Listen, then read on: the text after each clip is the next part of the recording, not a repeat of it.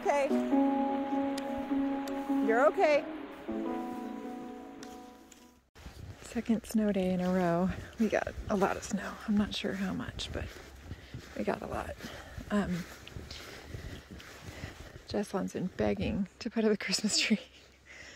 And since we set up this corral, we tried to clear most of the vegetation out of here. And this is the little tree that I left just for Christmas.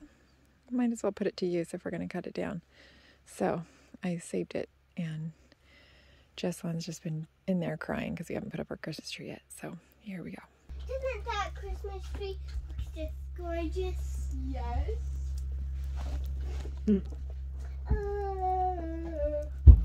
What are you doing? Putting oil in. Yeah, we're changing the oil on the generator.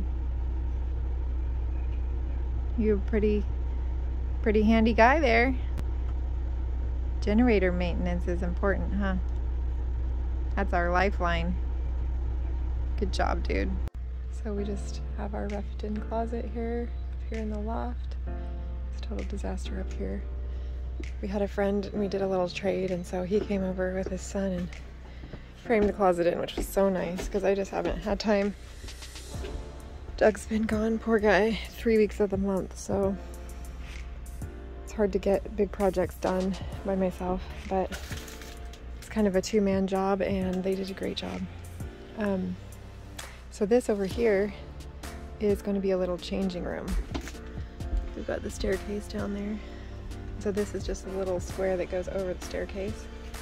So I'm gonna put a spring rod curtain right there and put a little stool in there.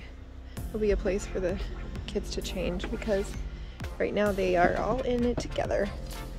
So before they come back and finish the closet, I need to run a light switch off of this outlet.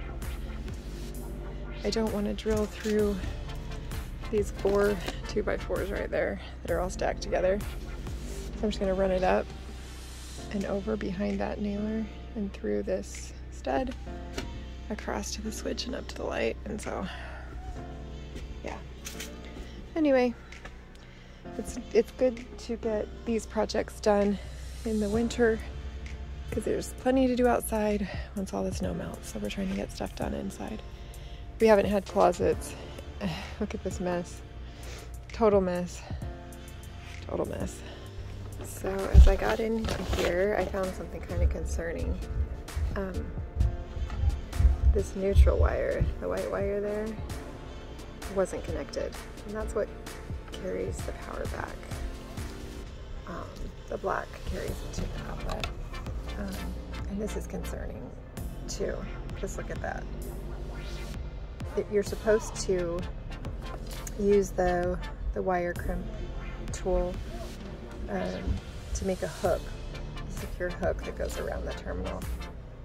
That's not a secure connection, and obviously this one popped off. And so I'm gonna fix that. It kind of makes me nervous, wondering if all the other outlets are wired the same. I'm not sure. So I'm gonna fix that and keep wiring. It works. So doing here. You okay, buddy? He went after some dog mushers and got bear sprayed. Poor little puppy. And he got beat up pretty good. Stay away from the dog sleds. Getting kind of low on wood. It's mid-February. Don't know how far this will get us. Especially when it's this cold. Yeah, we go through it really fast when it gets below 20, below 10. Definitely below 0. It's really hard to keep it warm in there. But it stays toasty. If it's above 20 degrees, it's smooth sailing around here. But it's a little chilly today. It's just above 0. So we're going through the wood a lot faster than normal. So we're trying to figure out if we need to order more wood. Part of me really just wants to see how far this will get us. but I don't want to run out because that's our only source of heat currently. So we'll see.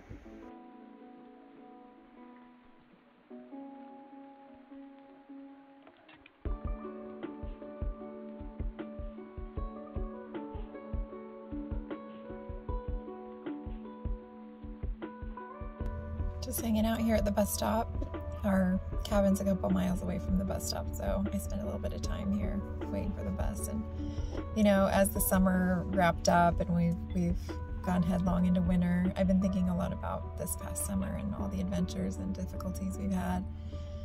And you know, it's interesting to look back and be kind of surprised at the things that have ended up being the most challenging.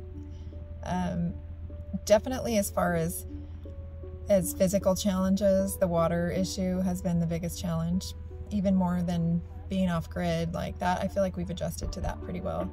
Some of us have more than others, but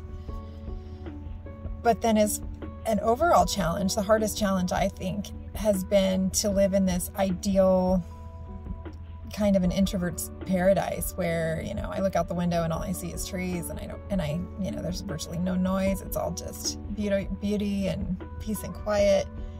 And to live that life is a total dream for me. But then to not be able to totally disconnect makes it kind of like a nightmare, because it's like, I don't know, I thought not having internet and not being on the grid, you know, I thought that would be enough to kind of just disconnect for a while. But I realized it's not. You know, I still have my phone, and if it's in just the right place in the cabin, my emails come through and all sorts of other notifications, and you know, the kids are in school, and we're involved in church and in the community and in you know, work. We still have all of that. And so I just realized that no matter where you live, whether you live under a rock or whether you live in downtown Manhattan, if you want to take control of your time, you need to set those boundaries, and you have to be intentional and deliberate about it.